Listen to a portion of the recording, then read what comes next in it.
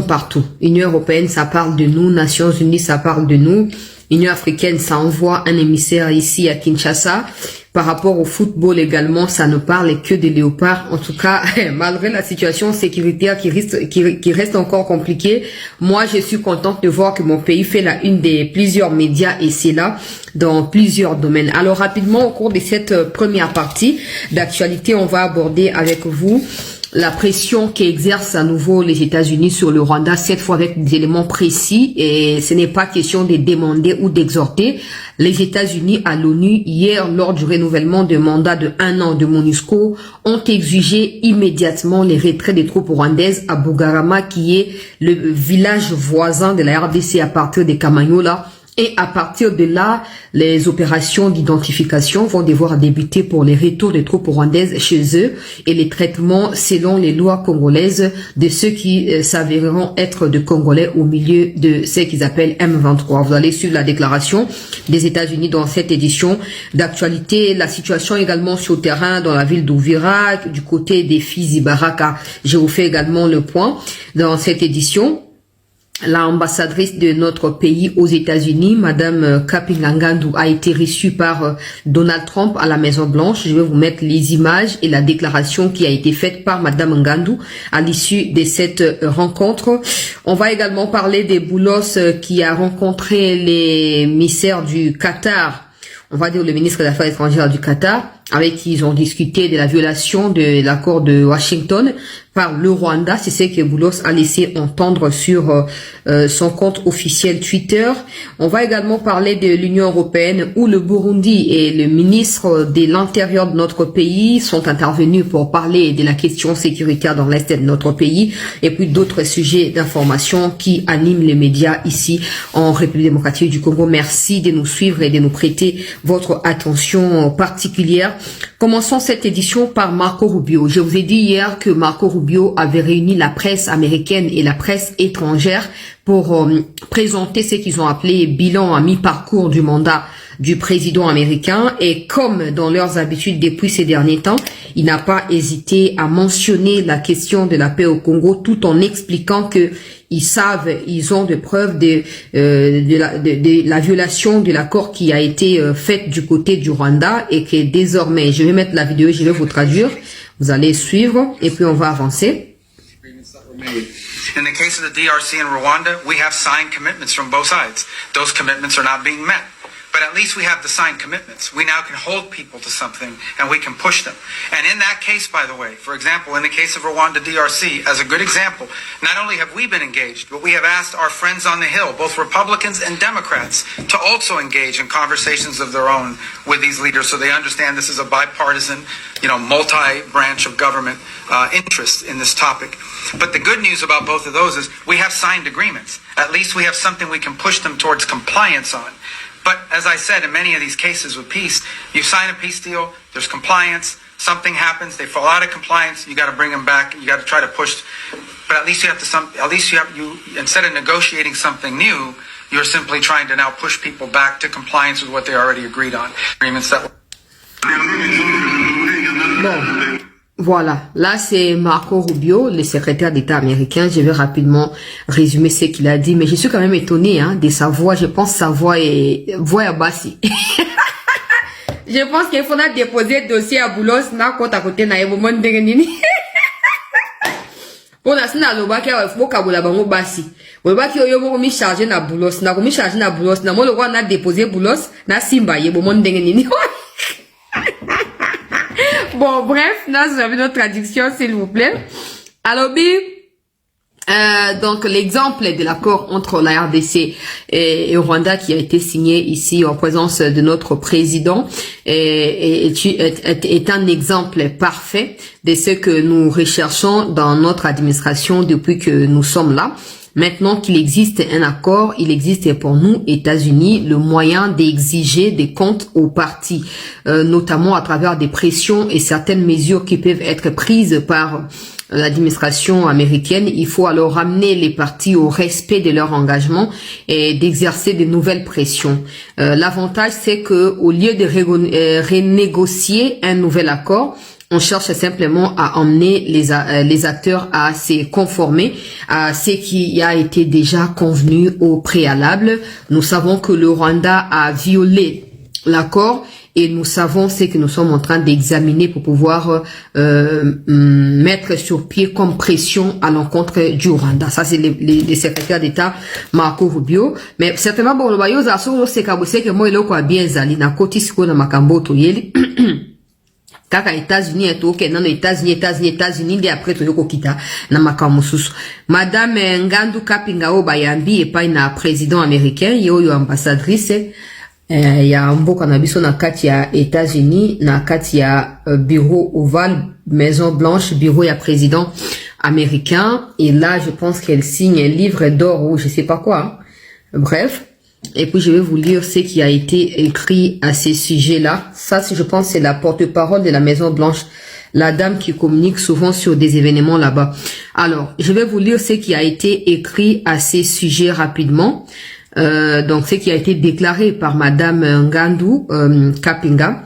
Elle a dit que merci, Monsieur le Président des États-Unis, d'avoir pris le temps de parler avec moi de la détermination des États-Unis à mettre fin au conflit dans l'Est de la RDC, ainsi que votre appréciation du leadership du président Tshisekedi et de son engagement égal en faveur de la paix et de la coopération bilatérale. Merci, Monsieur le Président, également pour l'échange concernant la violation continue par le Rwanda de l'accord qu'il a signé à la Maison Blanche le 4 décembre 2025 courant.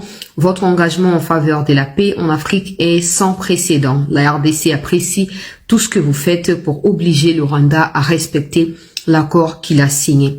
Pour que la paix perdure, le Rwanda doit retirer toutes ses troupes de l'Est de la RDC, respecter la souveraineté et l'intégrité territoriale de la République démocratique du Congo et mettre fin à son soutien aux groupes rebelles armés sanctionnés par les Nations Unies. Donc, ça, c'est la déclaration de l'ambassadrice à la sortie ou aux sorties de sa rencontre avec le président américain. Alors, au vu de cette déclaration, on peut conclure que les échanges ont tourné autour de la mise en exergue de l'accord de Washington, mais aussi des difficultés que rencontre cette mise en exergue, notamment avec des violations des cessez-le-feu et même du dit accord par le Rwanda avec l'occupation d'Uvira, mais aussi on comprend que ça tourne autour de la rhétorique de la coopération bilatérale entre États-Unis et notre pays. Ce qui est un pas important en avant parce que je vous avais dit ici, il faut qu'on maintienne les fils de contact. Il faut que ceux qui sont aux États-Unis prennent la relève à chaque fois pour éviter que les gens viennent de Kinshasa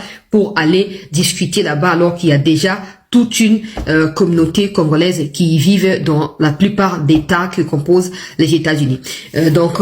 En clair, nous saluons ces échanges. Ça fait très longtemps que ce genre de choses n'avaient plus eu lieu, en tout cas entre États-Unis et RDC, ça restait des choses superficielles et nous, peuple, on avait évidemment droit de pouvoir douter des États-Unis et de rejeter même tout ce qui était comme offre ou quoi que ce soit en termes de partenariat parce qu'il n'y avait aucune volonté sincère derrière cela, sachant que les démocrates, ce sont eux qui ont mené Kagame à la tête du Rwanda. Ben aujourd'hui, je pense que la logique, elle est claire. Pendant qu'Ndongiramana est allé en Russie pour demander les soutiens militaires en Russie alors qu'ils n'y sont pas en guerre, je me pose la question, ces soutiens militaires est censé résoudre quel problème militaire et sécuritaire au Rwanda? La RDC, elle, discute de la situation du pays à travers son ambassadrice aux États-Unis, à Washington, auprès du président américain. C'est un signal fort. C'est un signal très fort à ne pas négliger. Bon, ça reste la théorie, discussion, échange et tout ça. Exploration de pistes de partenariat, mais nous aimerions bien que ça passe de cette étape-là à la pratique. Donc, nous saluons ce dévouement de Madame Kapinga Ngandu qui est allée à la Maison Blanche aux Izali rêve il y a Ndongiramana, il y a Muchopi, il y a Kabiramana Gira, il y a Katumbiramana, il y a Mbongoramana. Donc, batona yonso rêve na bango comme réalité kuna sima ya ambassadrice ya mboka nakati ya Maison Blanche. Ndongirane na lobia wa akei na Russie kosenga soutien militaire. Nazomi tu na soutien militaire kosenga nini parce que bazana bitumbate. Ya wo moni sengeli nazo ko insister Na c'est kananga pour batubaza na bango soulager, mais la vérité elle est tout autre. Nazo ko insister que les autorités doivent prendre en compte l'aspect militaire. Et il faut qu'on arrive à faire soumettre Kagame militairement, coûte qu'il coûte. Bah nouvelle à Kitoko nazo pe ça. Mais nazo pour insister sur la responsabilité et la République démocratique du Congo comme un État indépendant et souverain. Maintenant, ce sont des opportunités qui s'offrent à nous. Ce sont des portes qui s'ouvrent de part et d'autre. Notre capacité à tirer profit de toutes ces ouvertures nous permettront ou nous permettra certainement de pouvoir construire un pays plus beau qu'avant et de devenir cet État fort et puissant que nous rêvons par rapport à la dimension et aux richesses de notre pays. C'est fondamental. Et d'ailleurs, j'apprends de la part de certains chroniqueurs, je n'ai pas encore d'éléments. Je demande à ceux qui ont des éléments à ce sujet de me contacter. S'il vous plaît, contactez-moi, plus 243 97 26 17 024. Vous qui avez des éléments sur ce que des chroniqueurs laissent entendre que des gens dans les cabinets du président de la République qui sont en connivence avec Corbeil Diamba et tous les autres, certains ministres y compris, et des membres de Union Salée pour les ventres, ont cherché à saboter le deal avec les Américains et que même pendant que c'est déjà signé, ils sont en train de chercher à mettre en tête des délégations des personnes incompétentes, inutiles, qui vont aller faire bloquer la situation et éviter à ce que l'aspect sécuritaire qui lie notre pays aux États-Unis à travers ces deals-là, que cet aspect ne soit pas exécuté. Parce que l'exécution de cet aspect signifiera la neutralisation des Nanga, Bisimwa et Makenga. Écoutez-moi très bien. J'ai suivi ça dans plusieurs médias, mais je ne peux pas encore en parler en prenant position parce que moi-même, je n'ai pas assez d'éléments. Pour moi, ça reste des rumeurs. Mais si vous me suivez, j'ai donné les numéros et que vous avez des éléments à ces sujets-là, rassurez-vous que vous pouvez toujours me contacter. Je vais vérifier de ma part et voir ce qu'il y a à dire à ces sujets. S'il y a vraiment des gens qui cherchent à faire chambouler ce partenariat avec les Américains par peur que l'aspect sécuritaire puisse écraser les Nanga, les Bisimwa et les autres, ben je pense que ces gens doivent être neutralisés avant même que nous puissions atteindre les Nanga et les Bisimwa. Parce que je vous ai dit hier que je suis au courant de beaucoup de choses qui sont un peu comme des promesses. Mais je ne peux pas vous dire, oui, c'est bon, restons tranquilles. Non, je dois continuer à faire ce qu'il y a de mieux à faire pour ne pas endormir des gens. Maintenant, si des promesses auxquelles je suis au courant sont maintenant combattues par des gens qui entourent le président, parce que le président n'a pas de bonnes personnes dans son entourage, ben évidemment que c'est de la responsabilité de nous qui sommes des médias de pouvoir alerter le peuple congolais, l'opinion congolaise, pour mettre tout le monde en garde afin que nous fassions bloc contre ces gens-là. Déjà, ils ne méritent pas d'être dans l'entourage du président. Et s'ils sont dénichés comme étant des gens qui travaillent contre la République, il faut les neutraliser, pas les écarter, pas les éloigner. Il faut les neutraliser. C'est ce qu'il faut. Je suis en train de chercher. En ce moment, il faut qu'on sache une chose. Nous sommes dans accord qui est allé dernier virage. Donc ça, c'est qu'on a sous-bassement. Donc comme na étape où mo pepe ko souffler n'dengenyoso. Semaine où Kagame a tenu plus de 5 réunions qui ont débouché à des changements tactiques na katia armée, na katia gouvernement. Na katia ba service sécurité na y rapproché. Et cette semaine, on a vu qu'il y a eu une tempête qui a soufflé sur le Rwanda sans précédent.